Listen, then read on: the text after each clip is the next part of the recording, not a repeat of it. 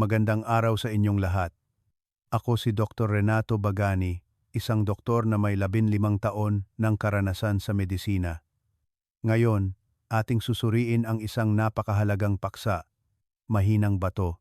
Huwag mag-alala, Dr. Renato Bagani. Ang karne ay kaibigan, hindi kalaban ng iyong kidney. Naranasan mo na bang malito kapag sinabi ng doktor na tumaas ang creatinine at may bula ang ihi mo at agad mong naisip na kailangan mong tanggalin ng tuluyan ang karne sa iyong pagkain para hindi masira ang iyong bato ng mas mabilis? Sa loob ng 35 taon ng paggabay sa mga nasa hustong gulang at matatanda na may mahinang bato, napagtanto ko ang isang napakalaganap na takot. Sa tuwing binabanggit ang kidney failure, maraming tao ang nagmamadaling iwasan ang karne at puro lugaw at pinakuluang gulay na lang ang kinakain araw-araw. Nag-aalala kayo na ang pagkain ng karne ay magpapataas ng filtration load, magpapataas ng creatinine level, at sa huli ay magiging dependent sa dialysis. Ngunit ang siyentipikong katotohanan ay hindi ganoon kasimple. Ang gusto kong ibahagi ngayon ay maaaring magulat ka. Maraming kaso ng lumalalang kondisyon ng bato ang hindi dahil sa pagkain ng karne, kundi dahil sa labis na pag-iwas sa karne na nagdulot ng matinding kakulangan sa protina. Kapag kulang sa protina ang katawan, unti-unting lumiliit ang mga kalamnan, humihina ang resistensya at madaling kapitan ng impeksyon ang pasyente na nagdudulot ng matagal na pagkapagod. Sa panahong iyon, ang bato na mahina na ay kailangan pang pasanin ang bunga ng malnutrisyon. Naaalala ko pa ang kwento ni Mang Pedro mula sa Davao. Narinig niya ang sabi-sabi na masama sa bato ang pagkain ng karne, kaya tinanggal niya ng tuluyan ang karne sa loob ng kalahating taon. Ang resulta ay bumaba ng husto ang kanyang timbang, nanlambot ang kanyang mga kamay at paa, at mabagal ang kanyang paglakad. Nang muling suriin, hindi bumuti ang function ng bato, gaya ng inaasahan, at ang pangkalahatang pisikal na kondisyon ay bumaba ng malaki. Ang dahilan ay hindi sa mismong karne, kundi sa kawalan ng balanse sa nutrisyon. Sa pisyolohikal na aspeto, ang bato ay may tungkuling salain ang mga basura mula sa metabolismo ng protina. Kung labis ang pagkain ng protina na hindi angkop, lalo na ang processed meat na maraming asin at preservatives, ang bato ay magdaranas ng matinding stress. Ngunit kung napakaliit ng kinakain, ang katawan ay walang sapat na raw materials upang mapanatili ang mga kalamnan at immune system. Ang kailangan natin ay hindi ang radikal na pagtanggal, kundi ang tamang pag-unawa sa uri ng karne, tamang dami, at angkop na paraan ng pagluluto. Sa video ngayon, susuriin ko kung bakit hindi dapat iwasan ng tuluyan ang karne ng mga taong may mahinang bato. Ibabahagi ko rin ang 4 na uri ng karne na mas angkop para sa mga taong may mahinang function ng bato, kasama ang mga prinsipyo ng pagkain upang mabawasan ang pagkapagod, mapanatili ang lakas ng kalamnan, at matulungan ang pagkontrol sa mga resulta ng laboratory test. Panoorin ninyo ang buong video dahil ang bawat bahagi ay magkakaugnay na tutulong sa inyo na makagawa ng ligtas at masustansiyang pagkain. Ang kalusugan ay hindi nagmumula sa takot at pagtanggal ng lahat ng bagay, kundi sa kaalaman at balanse. Sa susunod, didiretso tayo sa unang bahagi upang linawin kung bakit kailangan pa rin ng tamang protina ang mga taong may mahinang bato. Naniniwala ako na kapag naintindihan mo ng tama, magiging mas kumpiyansa ka sa pag-aalaga sa iyong sarili at hindi ka na mababahala sa mga sabi-sabi na walang basehang siyentipiko. Bahagi 1. Mekanismo ng kidney failure, tumaas na creatinine at ang resulta ng labis na pag-iwas sa protina. Bakit hindi dapat iwasan ng tuluyan ang karne ng mga taong may mahinang bato? Paano nangyayari ang mekanismo ng kidney failure? Bakit tumataas ang creatinine? At ano ang mangyayari kapag ang katawan ay nagkaroon ng malnutrisyon? Ito ang mga tanong na madalas kong natatanggap kapag nagbibigay ng payo sa mga nasa mahigit at 60 taong gulang. Kapag nagsimulang humina ang function ng bato, hindi na ito kasing epektibo sa pagsala ng dugo gaya ng dati. Ang mga waste products na nagmumula sa metabolismo, lalo na ang urea at creatinine na dapat inilalabas sa ihi, ay naiipon na ngayon sa dugo. Ang resulta ay pakiramdam mo ay pagod, nawawalan ng gana kumain, bahagyang pagduduwal, hindi nakakatulog ng mahimbing, at madalas na pag-ihi sa gabi. Ito ay isang napakasensitibong yugto. Kahit isang maling pagbabago sa dieta ay maaaring magpalala ng kondisyon ng mabilis. Sa katunayan, kapag naririnig ang pariralang limitahan ang protina, maraming tao ang agad na nauunawaan na tigilan ng tuluyan ang pagkain ng karne. Ngunit ang paglimita at ganap na pag-iwas ay dalawang magkaibang konsepto.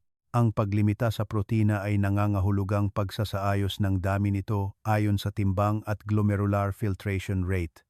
Ang ganap na pag-iwas naman ay nagtutulak sa katawan sa isang matinding kakulangan sa protina.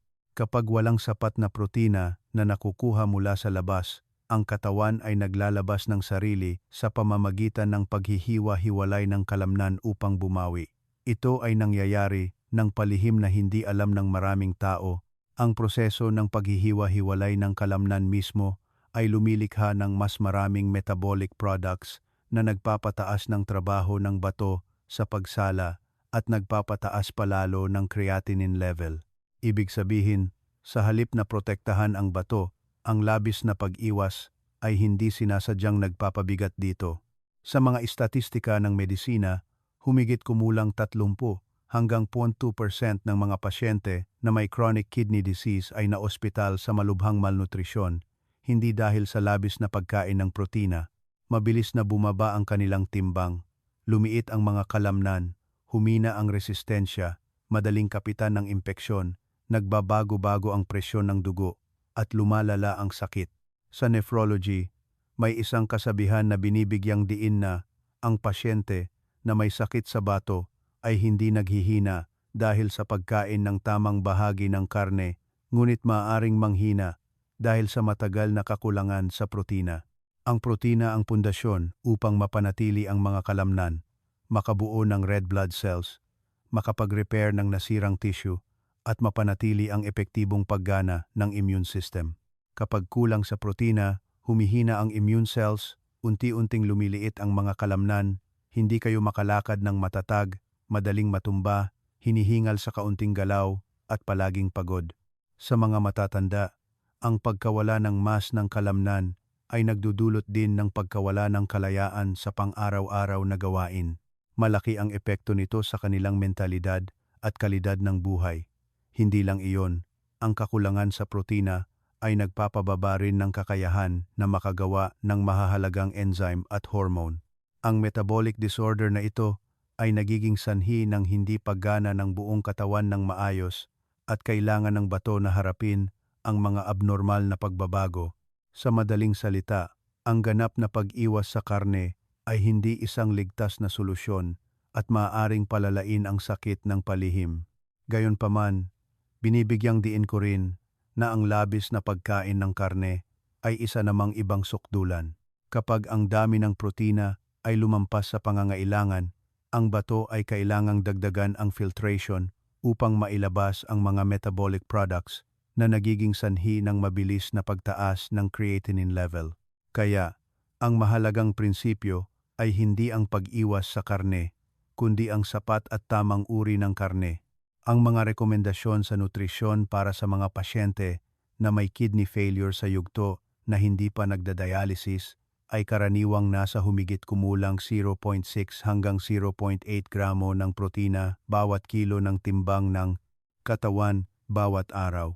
Halimbawa, ang isang tao na may timbang na 50 kilogram ay nangangailangan lamang ng humigit kumulang 30 hanggang 10 gramo ng protina bawat araw, nakatumbas ng humigit kumulang 80 hanggang 100 gramo ng lean meat na hinati sa mga pagkain. Ito ay sapat upang mapakain ang katawan nang hindi nagpapabigat ng labis sa bato. Mas mahalaga, ang bilang ay para sa pagkakapantay-pantay at balanse. Kailangan mo ring tandaan na ang reaksyon ng katawan ay hindi lamang nakasalalay sa dami ng protina, kundi pati na rin sa kalidad ng karne. Ang karne na maraming taba, lamang loob, balat, at processed foods na maraming asin at preservatives ay maaaring magpataas ng presyon ng dugo, magpapanatili ng tubig, at magbigay ng stress sa bato. Sa kabilang banda, ang sariwang lean meat, isda, at high-quality plant-based protein ay nakakatulong sa pagpapanatili ng mass, ng kalamnan, at pagpapanatili ng metabolism. Ito ang pagkakaiba na madalas hindi napapansin ng maraming tao.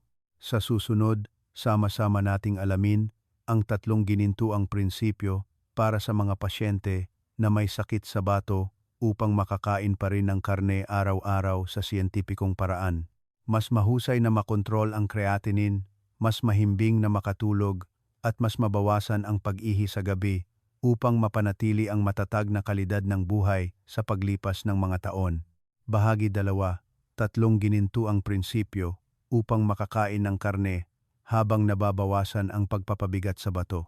Mahal naming mga kababayan, ngayong naintindihan na ninyo na ang mga taong may mahinang bato ay hindi dapat iwasan ng tuluyan ang karne, ang susunod na mahalagang hakbang ay ang matuto kung paano kumain ng tama. Sa loob ng maraming taon ng paggabay sa mga nasa mahigit 60 taong gulang, napagtanto ko na ang pagkakaiba sa pagitan ng pagiging matatag at paglala ay minsan nasa 3 napakapangunahing prinsipyo lamang. Kung tama ang pagpapatupad, maaari mong mapanatili ang iyong mga kalamnan, mabawasan ang pagkapagod, mapanatili ang matatag na presyon ng dugo, at mapanatili ang creatinine sa ligtas na antas. Ngunit kung mali ang pag-unawa o paglihis sa isang prinsipyo, kahit na regular na kumakain ng karne, mahirap pa ring bumuti ang kalusugan at maaaring humina pa nga ang function ng bato ng mas mabilis. Kaya, umaasa akong babasahin ninyo ng dahan-dahan pag-isipan ng mabuti at ipatupad ang bawat hakbang. Unang prinsipyo, pumili ng lean meat na may purong protina at kaunting impurities. Ito ang pangunahing pundasyon. Ang mga taong may mahinang function ng bato ay hindi lamang nangangailangan ng protina, kundi nangangailangan ng high-quality protein na madaling matunaw, mababa sa saturated fat, mababa sa purine, at walang kasamang labis na asin. Ang mga bahagi ng karne na maraming taba, balat, lamang loob, o mga pagkaing pritong maraming mantika ay maaring magpataas ng metabolic load na nagpapahirap sa bato na iproseso ang mga waste products. Kung gayon, madaling tumaas ang creatinine level, madaling manatili ang tubig sa katawan, mabigat ang mga kamay at paa, at nagbabago-bago ang presyon ng dugo. Sa kabilang banda, ang lean cuts ng karne tulad ng manok na walang balat, hita ng manok na walang balat, maliliit na isda tulad ng tulingan, maliliit na tamban, lean pork tenderloin, at lean beef ay mas angkop na pagpipilian. Kung mas malinis ang protina, ibig sabihin mas kaunti ang kasamang taba at additives, mas mababawasan ang hirap ng bato. Maraming nutrition literature ang nagpapahiwatig na ang protina mula sa poultry at maliliit na isda ay karaniwang nagdudulot ng mas magaan na metabolic load kumpara sa red meat na maraming taba.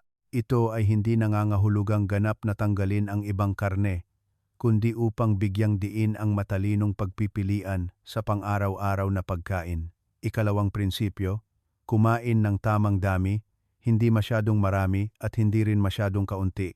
Ito ay isang prinsipyo na tila simple, ngunit madalas na nagkakamali.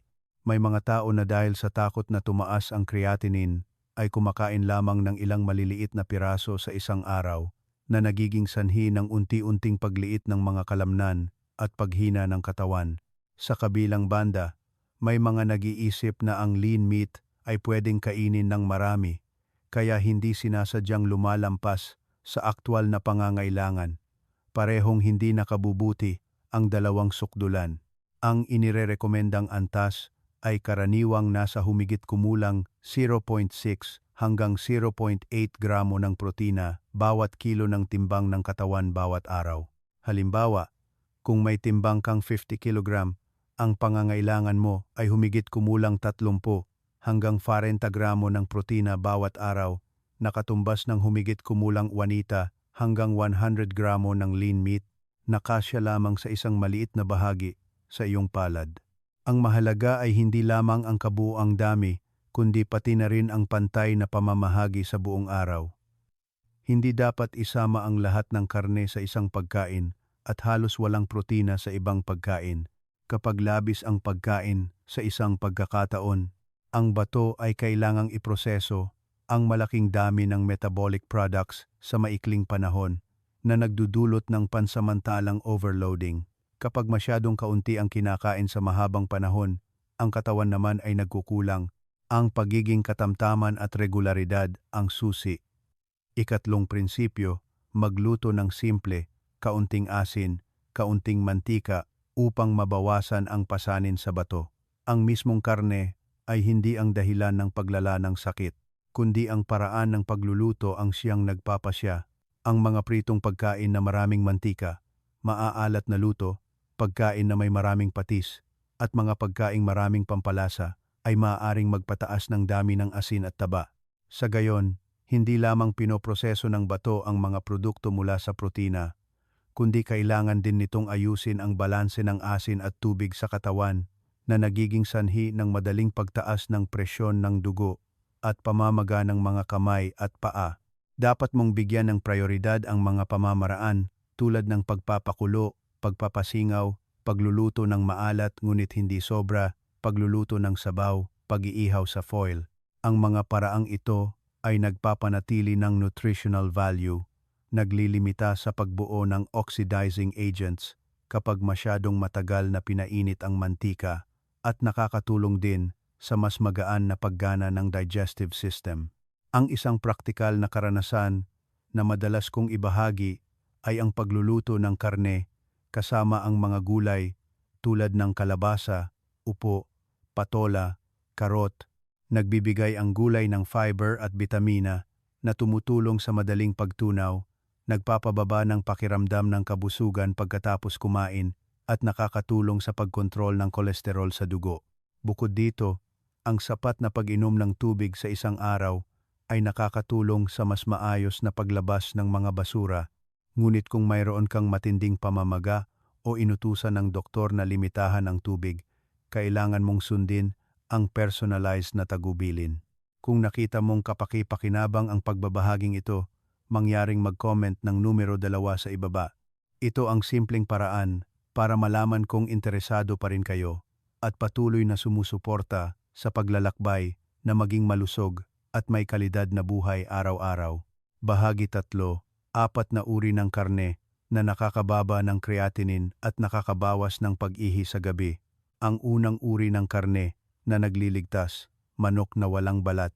Mahal na mga kababayan, sa 4 na uri ng karne na itinuturing na pinaka-friendly para sa mga taong may mahinang function ng bato, ang manok na walang balat ay palaging ang una kong binabanggit.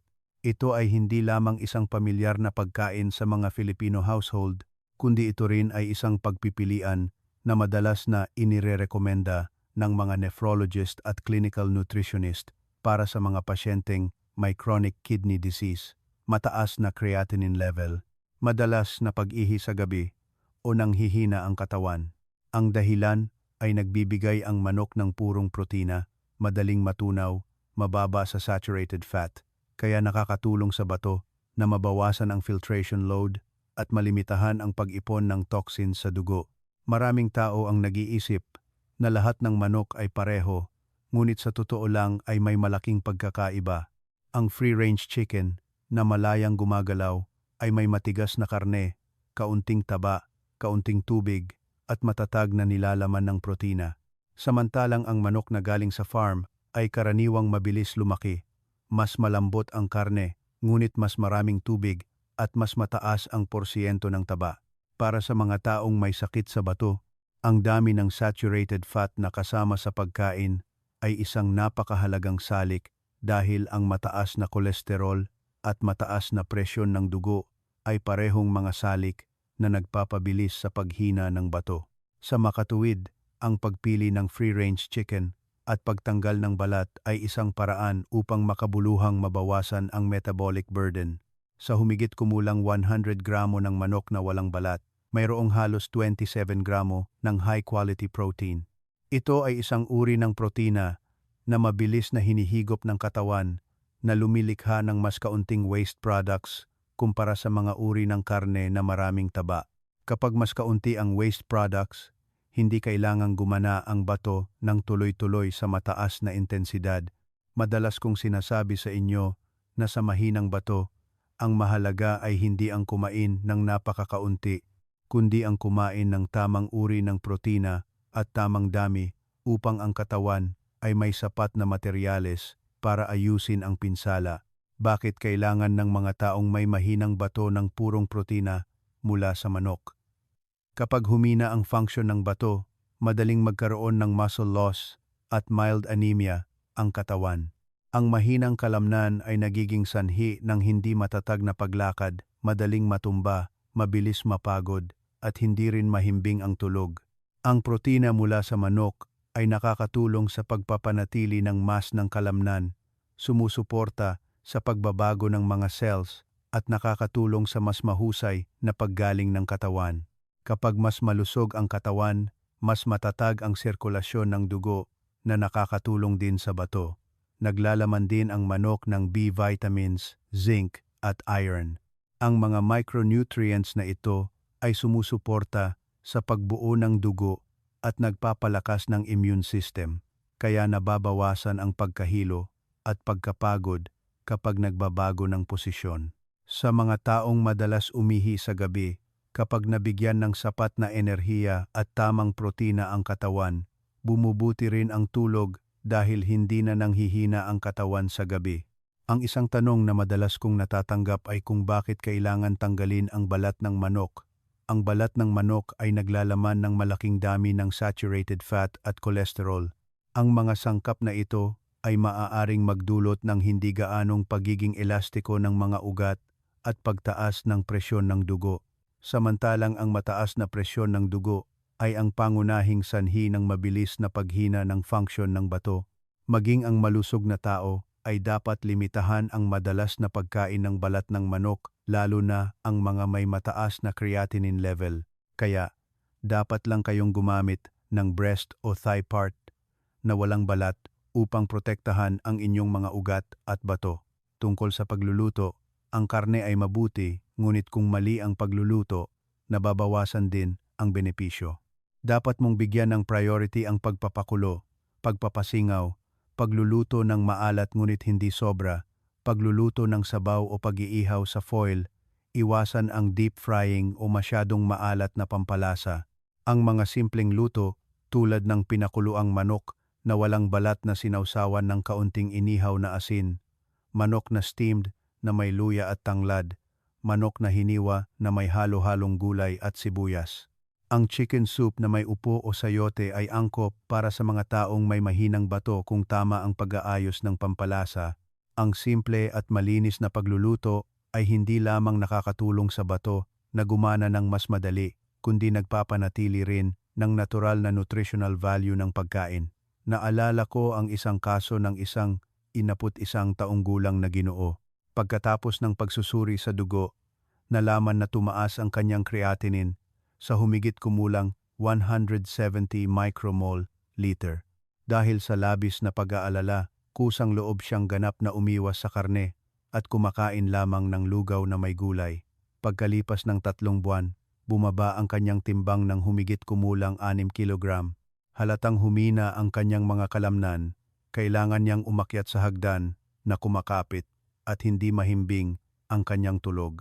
Nang ayusin ang kanyang dieta at ibalik ang humigit kumulang 80 hanggang 100 gramo ng manok na walang balat bawat araw ayon sa tagubilin, kasama ang pagkontrol sa asin at presyon ng dugo. Pagkalipas ng 2 buwan, malaki ang pagbuti ng kanyang kalusugan, mas matatag ang kanyang creatinine level, mas mahimbing ang kanyang tulog, at nabawasan ng malaki ang bilang ng beses na umiihi siya sa gabi.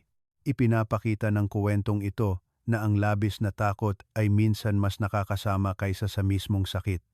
Ang mahalaga ay ang tamang pag-unawa at pagpapatupad ng balanse, ang pangalawang uri ng karne na nagliligtas. Maliit na isda sa dagat. Mahal na mga kababayan, kung ang manok na walang balat ay itinuturing na purong protina na madaling matunaw, Ang maliit na isda sa dagat naman ay namumukod tangi sa ibang aspeto. Ito ay ang kakayahan nitong protektahan ang mga ugat, bawasan ang pamamaga, at tulungan ang bato na gumana ng mas madali. Sa aking maraming taon ng klinikal na pagsasanay, napansin ko na ang mga matatanda na nagpapanatili ng ugali na regular na kumain ng maliliit na isda ay karaniwang may mas matatag na presyon ng dugo, mas kaunting pamamaga, at mas mabagal ang pag-unlad ng kidney failure.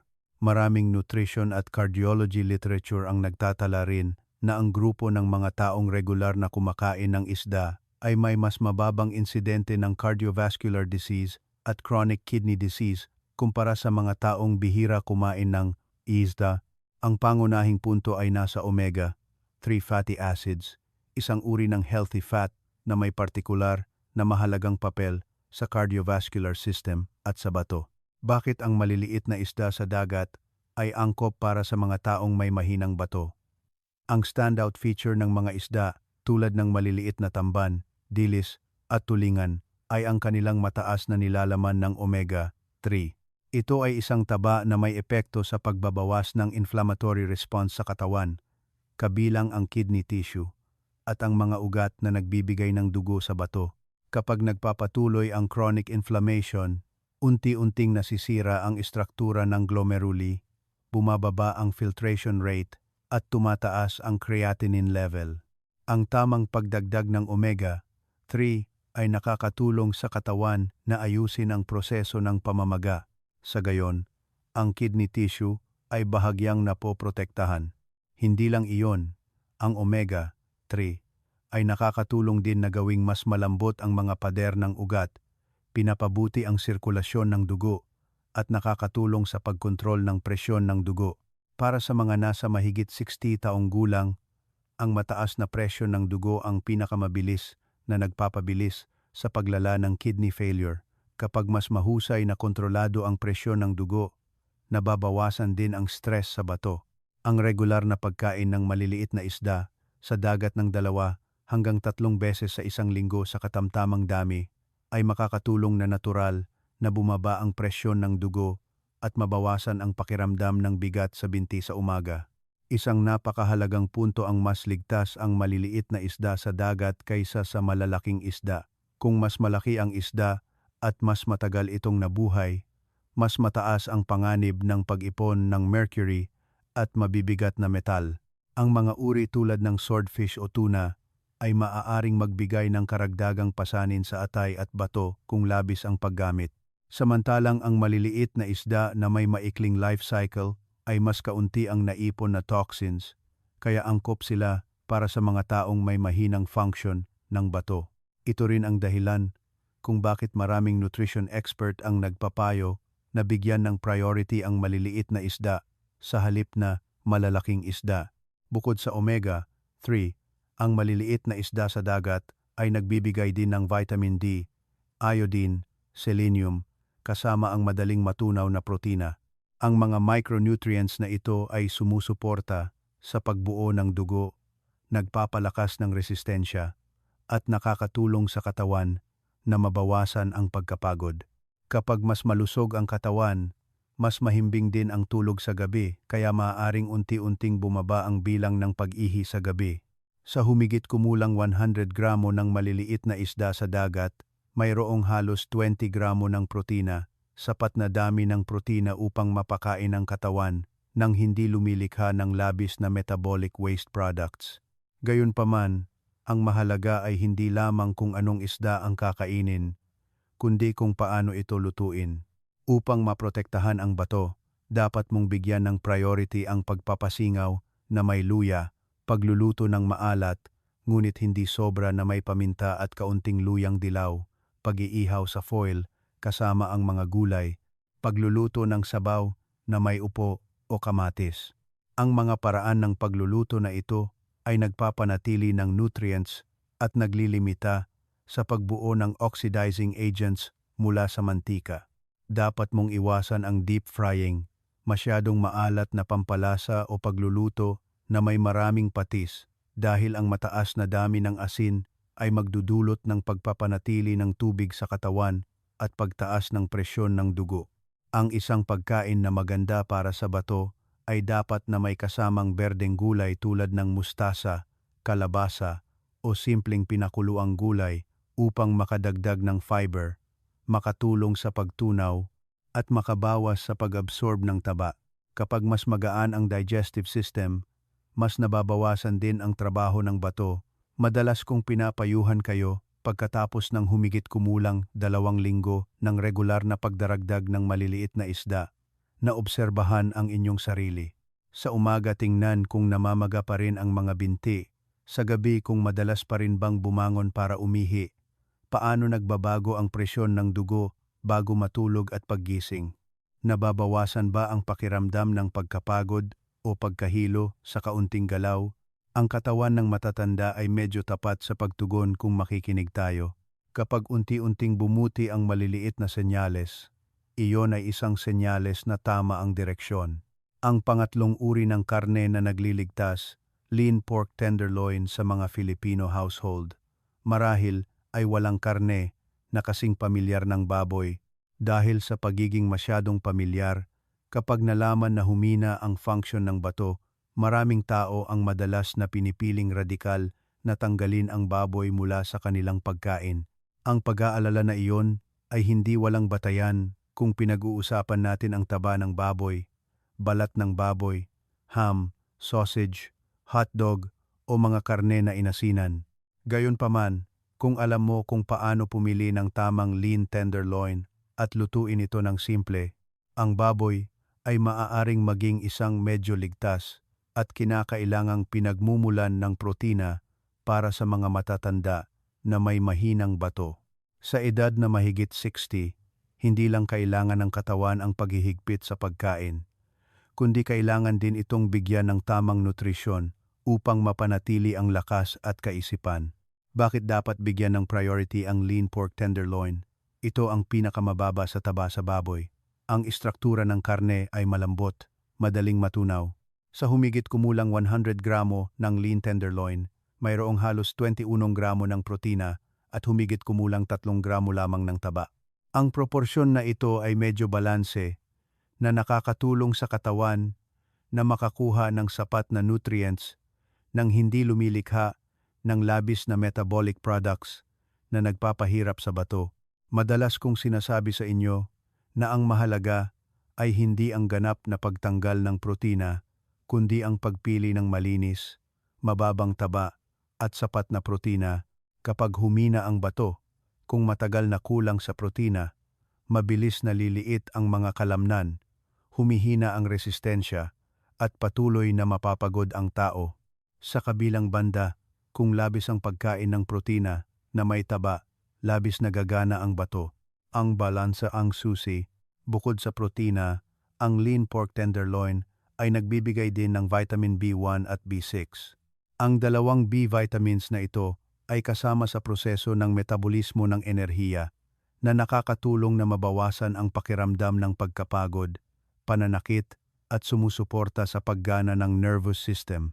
Sa mga matatanda na nahihirapan matulog dahil sa pag-ihi sa gabi, kapag nabigyan ng sapat na nutrisyon ang katawan, maaaring bumuti ang tulog dahil hindi na nanghihina ang katawan sa gabi.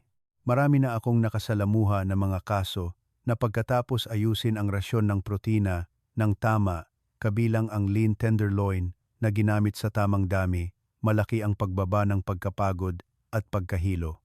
Ang isa pang benepisyo na bihirang binabanggit ay ang pagtulong sa pagpapabuti ng mild anemia. Kapag humina ang bato, bumababa ang kakayahan nito na makagawa ng hormone na nagpapasigla sa pagbuo ng red blood cells na nagdudulot ng anemia. Ang lean tenderloin ay naglalaman ng iron at zinc na nakakatulong sa proseso ng pagbuo ng dugo. Kapag bumuti ang dami ng dugo, hindi ka na gaanong mahihilo kapag tumatayo o umuupo. Mas matatag ang iyong paglakad at mas malinaw ang iyong isip. Kapag mas mahusay na nourished ang katawan, nakikinabang din ang bato ng hindi direkta dahil mas matatag ang circulatory system. Gayunpaman, ang obligadong gawin ay ang ganap na tanggalin ang taba at balat dahil ang mga bahaging ito ay naglalaman ng maraming saturated fat na maaaring magpataas ng kolesterol, presyon ng dugo at direktang nagbibigay ng stress sa glomeruli. Tungkol sa pagluluto, dapat mong piliin ang mga malumanay na pamamaraan tulad ng pagpapakulo hanggang lumambot, hiniwa ng manipis at kinakain kasama ang mga gulay, pagpapasingaw na may luya o tanglad, pagluluto ng maalat ngunit hindi sobra na may labanos o patatas, pagluluto ng napakaalat na lugaw na may tinadtad na baboy. Ang mga paraan ng pagluluto na ito ay nakakatulong na mapanatili ang nutrients at limitahan ang labis na mantika, iwasan ang mga maaalat na luto na maraming patis, pritong baboy, crispy roasted pork, matamis na lutong baboy o matapang na pampalasa dahil ang mataas na dami ng asin at taba ay magdudulot ng pagpapanatili ng tubig sa katawan, pagtaas ng presyon ng dugo at mas halatang pamamaga. Ang isang napakahalagang babala ay hindi dapat gumamit ng processed pork. Ang hotdog, sausage, cold cuts o ham ay karaniwang naglalaman ng maraming asin, preservatives at flavor enhancers. Ang mga sangkap na ito ay maaaring magdulo ng pagpapanatili ng tubig sa katawan, pagtaas ng presyon sa puso at bato na nagpapabilis sa paghina ng function ng bato. Ang ikaapat na uri ng karne na nagliligtas, lean beef. Mahal na mga kababayan, kapag binabanggit ang karne ng baka, maraming may sakit sa bato ang madalas na nag-aalala dahil iniisip nila na ang karne ng baka ay mataas sa protina at ang pagkain nito ay magpapahirap sa bato at magpapataas ng creatinine. Ang pag-aalala na iyon ay hindi mali kung labis tayong kumain o pumili ng mga bahagi ng karne na maraming litid, maraming taba. Ngunit kung alam mo kung paano pumili ng tamang lean beef, kumain ng tamang dami, at lutuin ng simple, ito ay maaaring maging isang mahalagang pagkain sa pagtulong laban sa anemia, pagpapabuti ng tibay, at paglilimita sa muscle wasting sa mga matatanda. Sa edad na mahigit 60, ang kailangan natin ay hindi ang takot sa pagkain, kundi ang tamang pag-unawa at tamang paggamit. Bakit mahalaga ang lean beef para sa mga taong may mahinang bato? Una, ito ay isang masaganang pinagmumulan ng hemi-iron. Ang hem-iron ay isang anyo ng iron na mas madaling hinihigop ng katawan kumpara sa iron mula sa halaman. Sa katunayan, ang anemia ay isa sa mga maagang sintomas na lumalabas sa mga taong may kidney failure dahil nababawasan ang produksyon ng bato ng hormone na nagpapasigla sa pagbuo ng red blood cells. Kapag may anemia, karaniwan kang nakakaramdam ng pagkapagod, maputlang balat, pagkahilo, hinihingal kapag naglalakad ng mabagal o umaakyat ng ilang baitang ng hagdan. Ang tamang pagdagdag ng hem-iron mula sa lean beef ay makakatulong sa proseso ng pagbuo ng dugo na nagpapatatag sa katawan at nagpapabuti sa kakayahan ng paggalaw. Kapag bumuti ang dugo, ang mga organo, kabilang ang bato, ay nabibigyan din ng sapat na oxygen. Hindi lang iron, naglalaman din ang lean beef ng vitamin B12, zinc at linoleic acid. Ang mga nutrients na ito ay kasama sa paggana ng immune system at nervous system. Sa mga matatanda na may mahinang function ng bato, karaniwang humihina ang resistensya, madaling kapitan ng urinary tract infections o paulit-ulit na pamamaga. Kapag nabigyan ng sapat na micronutrients ang katawan, bahagya ring bumubuti ang kakayahan nitong labanan ang chronic inflammation. Madalas kong binibigyang diin na ang pagprotekta sa bato ay hindi lamang ang pagbaba ng protina, kundi ang pagsuporta sa buong pundasyon ng kalusugan.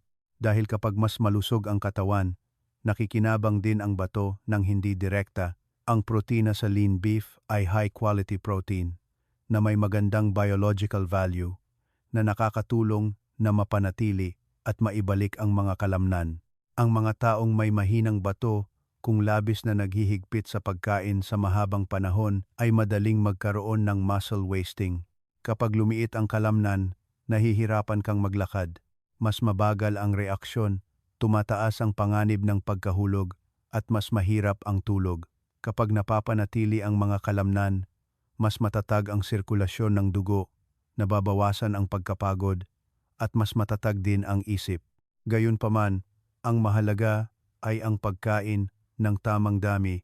Ang mga pasyente na may sakit sa bato ay dapat lamang kumain ng karne ng baka ng 1 hanggang 2 beses sa isang linggo. Bawat pagkakataon ay humigit kumulang 70 hanggang 80 gramo.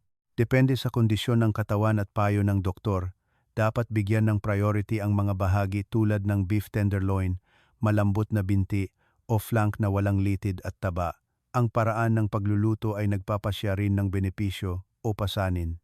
Dapat mong piliin ang mga pamamaraan na may kaunting mantika tulad ng pagpapasingaw na may luya, pagpapakulo at paghihiwa ng manipis, pagluluto ng sabaw na may karot o patatas, pagluluto ng napakaalat na lugaw na may giniling na baka, iwasan ang inihaw na baka na maraming asin, stir-fried beef na maraming mantika, beef jerky, beef sausage, o smoked beef dahil sa mataas na dami ng asin at preservatives.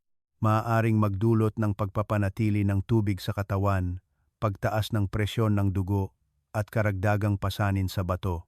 Ang isang maliit ngunit practical na tip ay kung gusto mong kumain ng beef pho, pumili ng sabaw na may kaunting taba, gumamit lamang ng maliit na dami ng lean meat, at kumain kasama ng maraming herbs at munggo upang madagdagan ang fiber. Ang ganitong moderate na pagkain ay nakakatulong na masatisfy ang panlasa habang pinoprotektahan pa rin ang kalusugan. Kapag ginamit ng tama ang lean beef, maraming tao ang nakakapansin na bumubuti ang kanilang tibay, nababawasan ang pagkapagod, hindi na gaanong nahihilo kapag tumatayo, hindi na gaanong nanginginig ang mga kamay at paa, at mas mahimbing ang tulog dahil hindi na kulang sa sustansya ang katawan. Kung nakita mong kapaki-pakinabang ang pagbabahaging ito, mangyaring mag-comment ng numero 4 sa ibaba. Ito ang simpleng paraan para malaman kung interesado pa rin kayo at patuloy na sumusuporta sa paglalakbay na maging malusog at may kalidad na buhay araw-araw. Bahagi 4. Mga uri ng karne na lubhang ipinagbabawal at dapat iwasan ng mga taong may mahinang bato. Mahal na mga kababayan, ngayong naintindihan na natin ang mga uri ng karne na dapat bigyan ng priority at ang mga pagkain na dapat iwasan, hindi rin gaanong mahalaga ang malinaw na pagtukoy sa mga pagkain na maaaring palihim na makasira sa bato. Sa edad na mahigit 60, hindi na kasing lakas ng bato gaya ng noong bata at unti-unti ring bumababa ang kakayahan nitong magbawi. Kahit ilang beses lamang na mali ang pagkain, maaaring tumaas ang creatinine level, magbago-bago ang presyo ng dugo, mas madalas ang pag-ihi sa gabi at lumitaw ang pamamaga nang hindi ninyo napapansin ang dahilan. Ang pagprotekta sa bato ay hindi lamang ang pagdagdag ng mabuting bagay, kundi ang tiyak na pag-iwas sa masamang bagay. Una, taba ng karne, balat, at mga bahagi na maraming taba. Ang taba ng baboy, taba ng baka, balat ng manok, balat ng itik o balat ng baboy ay naglalaman ng malaking dami ng saturated fat. Ang ganitong uri ng taba ay nagpapalapot ng mga ugat, nagpapababa ng pagiging elastiko nito, at lumilikha ng kondisyon para sa pagbuo ng atherosclerotic plaques. Kapag naapektuhan ang mga ugat na nagbibigay ng dugo sa bato, tumataas ang presyon sa glomeruli na sa kalaunan ay nagpapababa ng kakayahan sa pagsala. Sa mga taong may mahina ng bato, kahit ilang beses lang kumain ng balat ng manok o taba sa isang linggo ay maaaring maging sanhi ng mas halatang pamamaga ng mga binti at mukha.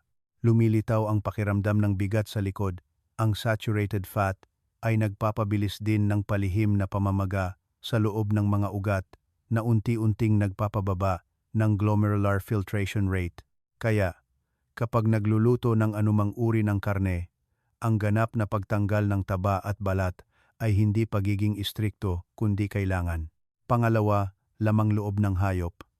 Ang puso, atay, bituka, bato, tiyan ay karaniwang naglalaman ng maraming purin at kolesterol. Kapag na-metabolis, ang purine ay gumagawa ng uric acid. Kung naipon, tataas ang panganib ng gout at magbibigay ng karagdagang pasanin sa bato. Sa mga matatanda, bumagal na ang metabolismo. Kung patuloy na ilalagay sa katawan ang mataas na dami ng purine, kailangan ng bato na dagdagan ang filtration upang mailabas ang waste products. Ito ay madaling magpalala ng sakit ng mas mabilis. Bukod dito, ang lamang loob ay nauugnay din sa dyslipidemia at mataas na presyon ng dugo na dapat limitahan kahit ng malulusog na tao. Kaya, ang mga taong may mahinang function ng bato ay kailangan talagang iwasan ito ng lubusan. Pangatlo, processed meat. Ang mga uri ng ham, sausage, cold cuts, smoked meat o longganisa ay karaniwang naglalaman ng maraming asin, preservatives, at flavor enhancers. Ang mataas na dami ng asin ay nagdudulot ng pagpapanatili ng tubig sa katawan, nagpapataas ng presyon ng dugo, at nagpapabigat sa bato. Ang mga preservatives, kung regular na ginagamit, ay maaari ring magkaroon ng negatibong epekto sa mga ugat at digestive system. Ipinapakita ng katotohanan na maraming pasyente na may chronic kidney disease ang mabilis na tumaas ang creatinine level pagkatapos ng ilang panahon ng paggamit ng packaged foods, canned goods, o sausage linggo-linggo. Ito ay isang grupo ng pagkain na tila maginhawa, ngunit may maraming nakatagong panganib para sa bato. Pang-apat, pritong karne na maraming pampalasa. Kapag piniprito sa mataas na temperatura, ang mantika ay maaaring makagawa ng oxidizing compounds na nakakasama sa mga ugat, nagpapataas ng pamamaga sa katawan. Ang mga pagkaing masyadong maalat, maraming vetsin o asukal ay nagpapahirap sa bato na balansehin ang electrolytes. Sa mga taong may mahinang bato, kung patuloy na kumakain ng maalat sa loob ng ilang araw, makikita na mas namamaga ang kanilang katawan, tumataas ang presyon ng dugo at madalas na bumabangon sa gabi para umihi. Ang pagbabagong ito ay hindi aksidente, kundi isang senyales ng babala na ang bato ay nasa ilalim ng stress. Panlima, inihaw na karne na maraming usok at crispy roasted meat. Ang mga pagkain na may golden brown na balat, inihaw sa uling na may matapang na amoy ay karaniwang nakakaakit sa panlasa, ngunit naglalaman ng mga compound na nabubuo sa proseso ng pagkasunog sa mataas na temperatura, kabilang ang grupo ng polycyclic aromatic hydrocarbons na maaaring magpataas ng inflammatory response at makakaapekto sa function ng bato kung regular na ginagamit. Ang mga pagkain na ito ay madalas ding maraming asin at pampalasa na lalong nagpapabigat sa circulatory system at bato. Ang isa pang karaniwang pagkakamali ay ang pagtatasa ng karne sa kulay at kintab. Ang karne na masyadong matingkad na pula na may makintab na ibabaw ay maaaring na proseso na may color additives o dinagdagan ng tubig. Kapag nakakain ng ganitong uri ng karne, madaling makaramdam ng kabag, discomfort sa digestive system, at kailangan ng bato na dagdagan ang filtration ng mga dayuhang sangkap. Sa edad na ito, ang pagpili ng pagkain ay dapat na nakabatay sa pagiging matalino, hindi sa damdamin.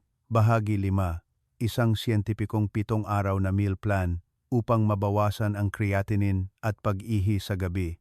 Mahal na mga kababayan, ngayong naintindihan na ninyo ng malinaw ang mga uri ng karne na dapat bigyan ng priority at ang mga pagkain na dapat iwasan, ang susunod na hindi rin gaanong mahalagang hakbang ay ang pagbuo ng isang siyentipiko at balancing meal plan.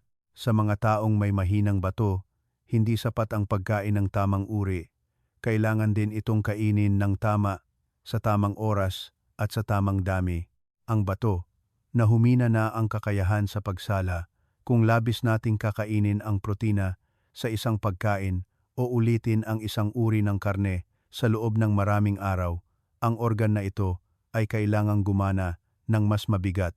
Sa kabilang banda, kung alam natin kung paano ito ipamahagi ng maayos sa isang linggo, mas magaan ang paggana ng bato habang may sapat pa rin na nutrisyon ang katawan upang mapanatili ang kalusugan, mabawasan ang creatinine, at mapabuti ang pag-ihi sa gabi. Nasa ibaba ang isang sample ng 7 araw na meal plan na nakabatay sa mga prinsipyo ng nutrisyon para sa mga taong may mahinang function ng bato, kasama ang mga pagbabago na akma sa mga Filipino household.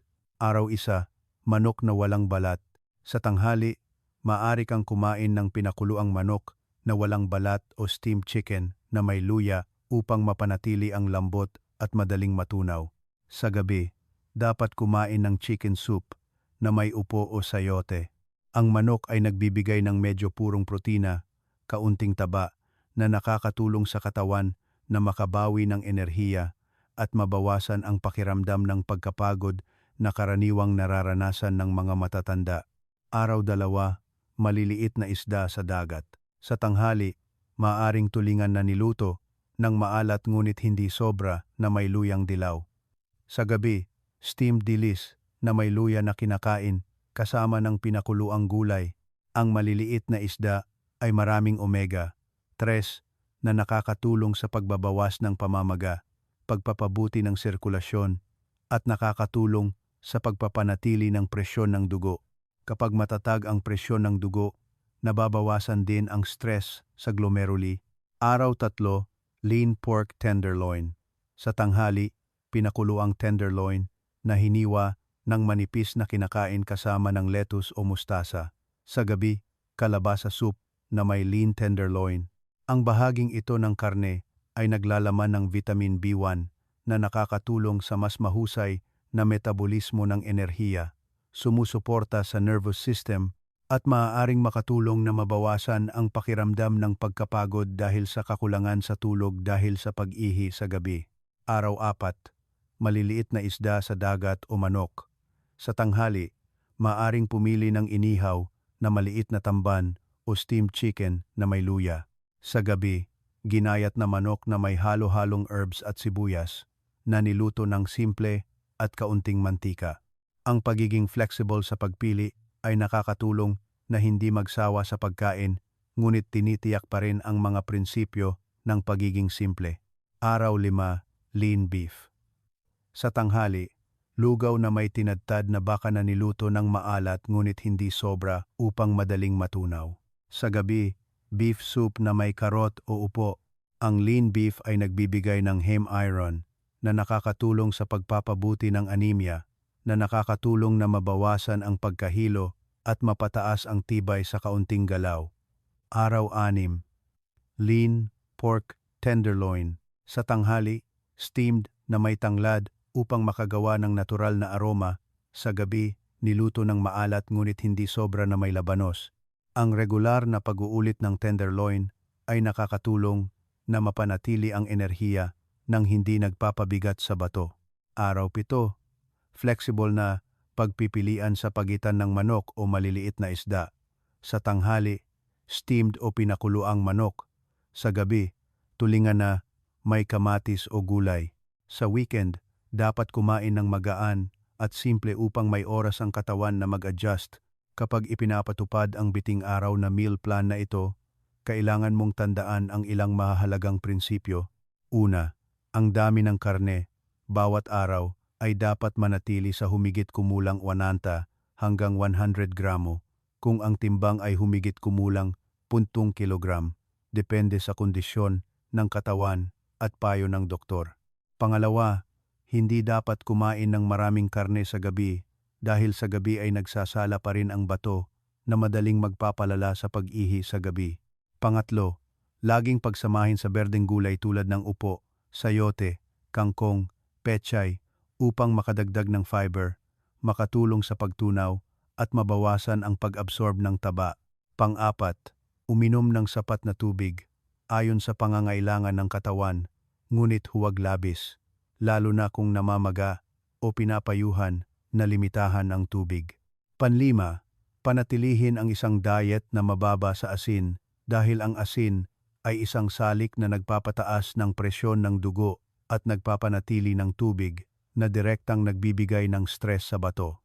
At kung sa tingin mo ay nararapat na ipatupad ang nilalamang ito, mangyaring mag-iwan ng komento na numero 6 sa ibaba ng video. Hindi lang iyon ang senyales para malaman kong nakikinig kayo, kundi isang maliit na pangako din sa iyong sariling kalusugan. Bahagi 6, kung paano subaybayan ang bato at ang mga pulang senyales ng babala sa bahay. Mahal na mga kababayan, ang tamang pagkain ay isang mahalagang pundasyon, Ngunit upang maprotektahan ang bato sa mahabang panahon, hindi natin maaaring umasa lamang sa pagkain. Sa edad na mahigit 60, nagbabago ang katawan araw-araw at ganoon din ang bato. Hindi sa tuwing kailangan mong magpasuri ay malalaman mo kung malusog o mahina ang iyong bato. Kung marunong kang obserbahan nang maselan ang iyong katawan, ganap mong matutukoy ang mga maagang senyales sa bahay. Palagi kong sinasabi na ang pinakamahusay na nakakaintindi sa iyong katawan ay ikaw mismo. Unang pagsubaybay, obserbahan ang ihi at ang dami ng ihi sa isang araw. Ang ihi ay parang salamin na sumasalamin sa paggana ng bato. Bawat araw, dapat mong bigyan ng pansin ang apat na salik. Una ay ang kulay. Ang mapusyaw na dilaw na ihi ay karaniwang normal, samantalang ang madilim na dilaw o orange ay maaring senyales ng kakulangan sa tubig o concentrated urine. Pangalawa ay bula. Kung maraming bula ang lumalabas at matagal mawala, maaaring senyales ito ng pagtagas ng protina sa bato. Pangatlo ay ang bilang ng pag-ihi, lalo na sa gabi. Kung mula sa 3 beses ay bumaba sa 1 beses pagkatapos ayusin ang dieta, iyon ay isang positibong senyales. Pang-apat ay ang pakiramdam kapag umiihi. Kung may kirot, hapdi o madalas na pag-ihi, maaring may kaugnayan ito sa impeksyon sa ihi. Ang pagmamasid na ito ay tumatagal lamang ng ilang minuto bawat araw, ngunit nagbibigay ng malaking halaga sa maagang pagtuklas ng problema. Ikalawang pagsubaybay, sukatin ang presyon ng dugo sa bahay 2 beses sa isang araw. Ang mataas na presyon ng dugo ang salik na mabilis na sumisira sa mga ugat na nagbibigay ng dugo sa bato. Kapag tumaas ang presyon ng dugo, tumataas din ang presyon sa glomeruli, na sa kalaunan ay maaaring magpababa ng glomerular filtration rate at magpataas ng creatinine level. Dapat mong sukatin ang presyon ng dugo sa umaga, pagkatapos gumising at sa gabi bago matulog. Kung ang readings ay nananatili sa humigit kumulang 120,080 hanggang 130,085 mm Hg, iyon ay isang medyo ligtas na senyales. Ang pagtatala ng mga readings araw-araw ay nakakatulong sa doktor na mas tumpak na masuri kung kinakailangan. Ikatlong pagsubaybay, tingnan kung namamaga ang mga binti at mukha sa umaga. Maaari mong gamitin ang iyong daliri upang dahan-dahang pindutin ang harap ng iyong shin bone sa loob ng humigit kumulang 3 segundo. Kung pagkatapos bitawan ay may bakas pa rin, maaaring nagpapanatili ng tubig ang katawan. Bukod dito, dapat ding obserbahan ang iyong mga talukap ng mata paggising. Ang bahagyang pamamaga sa paligid ng mga mata o bukong-bukong ay senyales na hindi epektibong nailalabas ng bato ang fluid. Kapag pinananatili ang isang diet na mababa sa asin at tamang balanse ng protina, maraming tao ang nakakapansin na unti-unting bumababa ang pamamaga pagkatapos ng 1 hanggang 2 linggo. Ika-4 na pagsubaybay, tibay at antas ng pagkapagod kapag gumagalaw.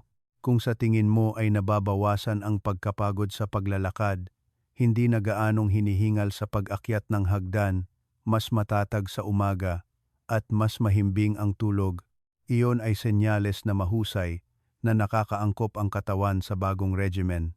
Sa kabilang banda, kung unti-unting tumataas ang pagkapagod, nanginginig ang mga kamay at paa, o mas madalas ang pagkahilo, kailangan mong suriin muli ang iyong dieta at pamumuhay. Ika-5, timbang at circumference ng baywang. Kung mabilis na bumaba ang timbang sa maikling panahon, maaaring ito ay muscle loss dahil sa kakulangan sa protina. Kung biglang tumaas ng 2 hanggang 3 kg sa isang linggo nang walang pagbabago sa dieta, malaki ang posibilidad na ito ay fluid retention. Ang pagtimbang sa parehong oras bawat araw ay makakatulong na maagang matukoy ang mga abnormal na pagbabago. Ika-6 na pagsubaybay, regular na laboratory tests. Bagaman napakahalaga ng pagsubaybay sa sarili sa bahay, dapat pa ring magpasuri ng dugo humigit kumulang tuwing 3 buwan upang masuri ang creatinine at glomerular filtration rate. Ang mga numerong ito ay nagbibigay ng objetibong pananaw sa status ng function ng bato. Bukod sa regular na pagsubaybay, kailangan mong tandaan ang mga pulang senyales ng babala na dapat mong ipatingin agad sa doktor, pagdurugo sa ihi o pulang brown na kulay ng ihi.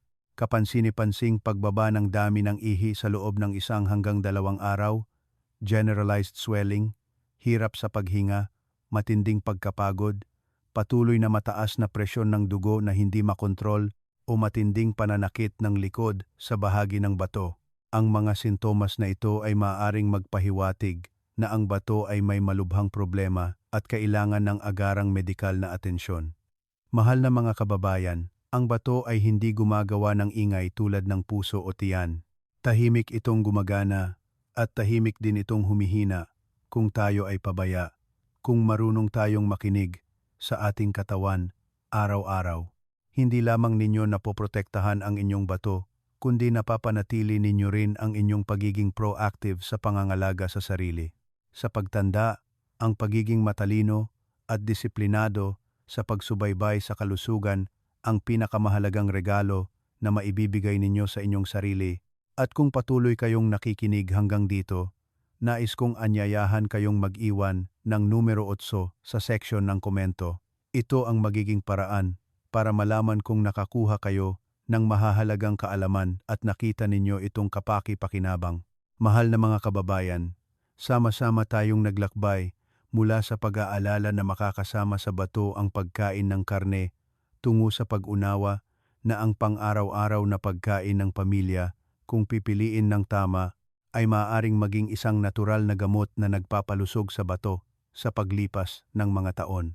Sa edad na mahigit 60, ang kalusugan ay hindi na swerte kundi resulta ng bawat maliit na desisyon na inuulit araw-araw.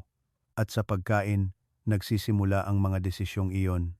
May 3 pangunahing bagay na gusto kong tandaan ninyo. Una, huwag iwasan ng tuluyan ang karne, kundi kumain ng tamang uri at tamang dami. Ang mahinang bato ay hindi nangangahulugang tanggalin ng tuluyan ang karne sa iyong pagkain. Kailangan pa rin ng matatandang katawan ng high-quality protein upang mapanatili ang mga kalamnan. Pigilan ang muscle wasting at tulungan ang proseso ng pagbuo ng dugo. Ang problema ay hindi sa pagkain o hindi pagkain, kundi sa paraan ng pagpili. Dapat mong bigyan ng priority ang manok na walang balat, maliliit na isda sa dagat, lean pork tenderloin, at lean beef. Kumain ng sapat, ipamahagi ng pantay-pantay sa isang linggo. Huwag magsama ng masyadong marami sa isang hapunan. Ang pagiging katamtaman ang ginintuang prinsipyo. Pangalawa, ang simpleng pagluluto at mababang asin ay ang susi sa matatag na creatinine. Ang bato ay napakasensitibo sa asin. Kapag kumakain ng maalat, mas nagpapanatili ng tubig ang katawan, tumataas ang presyon ng dugo, at tumataas din ang presyon sa glomeruli. Kaya, dapat mong bigyan ng priority ang pagpapakulo, pagpapasingaw, pagluluto ng sabaw, o pagluluto ng maalat, ngunit hindi sobra. Limitahan ang asin, patis, vetsin, at iwasan ang mga pritong pagkain na maraming mantika. Ang isang simple ngunit magaan na pagkain ay nakakatulong sa bato na huminga ng mas madali araw-araw. Pangatlo, regular na subaybayan ang kalusugan sa bahay. Hindi mo kailangan ng masyadong komplikado. Kailangan mo lang pansinin ang kulay ng ihi, ang bilang ng pag-ihi sa gabi, regular na sukatin ang presyon ng dugo, at obserbahan ang pamamaga ng binti bawat umaga. Ang mga maliliit na senyales na ito ay magsasabi kung ang iyong dieta ay angkop o hindi. Kapag gumaan ang pakiramdam ng katawan, mas mahimbing ang tulog, nababawasan ang pag-ihi sa gabi. Iyan ang senyales na nasa tamang direksyon ka. Ang puso ng paglalakbay sa pangangalaga ng bato ay ang balanse, hindi labis na pagkain, hindi radikal na paghihigpit. Kapag regular mong pinapanatili ang 4 na uri ng karne na angkop sa isang linggo, sinasama ang berdeng gulay, umiinom ng sapat na tubig, at nakakatulog ng sapat, ang bato ay mapoprotektahan ng natural at matatag. Ang kalusugan ay hindi nagmumula sa mga komplikado o mamahaling pamamaraan, kundi mula sa mga simpleng pagpipilian tulad ng isang piraso ng pinakuluang manok na walang balat, isang pagkain ng nilutong isda na maalat ngunit hindi sobra, isang mangkok ng lugaw na may lean pork, o isang mangkok ng beef soup na may gulay. Kung kapakipakinabang ang mga ibinahaging kaalaman ngayon, maaari ninyo itong ibahagi sa mga kaibigan at pamilya upang mas maraming tao ang makaunawa sa tamang paraan ng pangangalaga sa bato. Mag-subscribe sa channel na upang patuloy tayong magkasama sa paglalakbay na maging masaya, malusog, at mahaba ang buhay kasama ang mga anak at apo. Nais kong mapanatili ninyo ang matatag na creatinine, mas mahimbing na tulog bawat gabi, at isang payapa at mainit na buhay sa piling ng pamilya.